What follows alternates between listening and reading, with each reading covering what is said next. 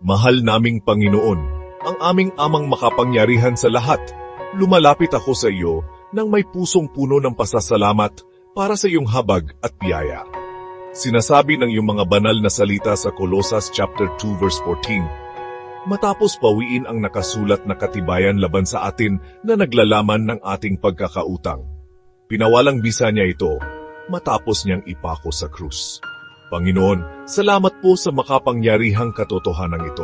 Kinuha mo at binabayaran mo ang aking mga kasalanan, bawat pagkukulang, bawat maling desisyon, bawat bigat ng pagkakasala, at pinawi mo ang lahat ng ito sa pamamagitan ng dugo ni Hesukristo. Ang utang na hindi ko kayang mababayaran, binayaran mo ng lubos. Ang hatol na minsang may kapangyarihan sa akin ay winasak noong ipinako si Jesus sa krus. Habang sumisikat ang liwanag, pinapanibago mo ang aking puso. Puspusin mo ako ng iyong kapayapaan at pag-asa at manatili ka sa bawat paghinga. Mahal kong Ama, tulungan mo akong mamuhay sa kalayaang dulot ng iyong kapatawaran. Kapag sinusubukan ng kaaway na ipaalala sa akin ang aking nakaraan, ipaala mo rin sa akin na pinawi mo na ang lahat ng iyon. Pahintulutan mong manahan ang aking puso sa tagumpay ng krus na may katyakang walang makapaghihiwalay sa akin sa iyong pag-ibig.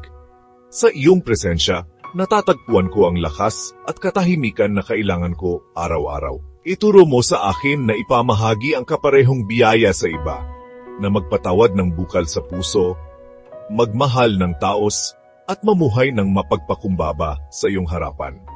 Naway maging salamin ang aking buhay ng pagtubos na ibinigay mo sa akin.